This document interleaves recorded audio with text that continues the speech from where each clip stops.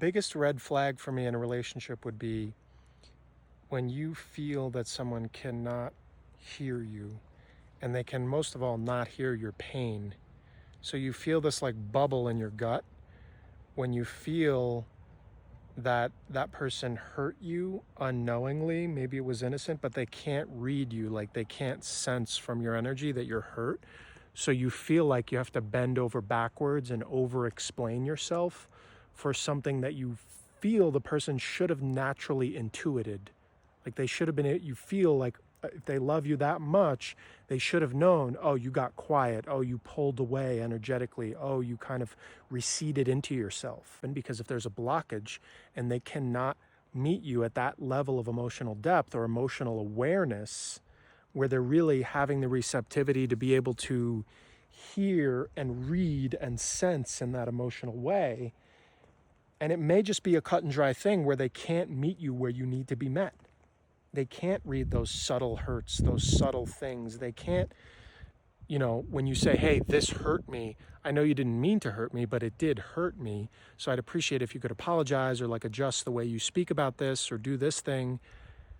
And if the person says, oh, like I didn't mean anything by it, so I'm not going to apologize. Like it was totally innocent. I didn't, if they can't be delicate and have that empathy to step into your shoes and feel from your perspective, no matter what they meant, it doesn't matter what someone's intent is when they say something.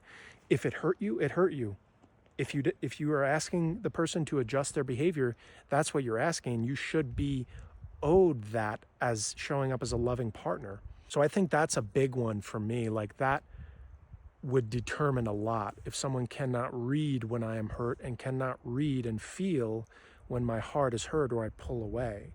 And it's not about purposely asking them to be a mind reader all the time. It's not about, I do think you should communicate as clearly and openly and as you can. Like don't hide things and then say, oh, I'm going to wait for him to figure it out and then get mad when he or she doesn't. But at a certain point, it's like, if you really need that, like if you provide the ability to sense when someone's off, like almost like preempt their moods, give apologies, you're willing to adjust your behavior, all these things, I think it's completely reasonable that you would want a partner like that. I do not think it's asking too much.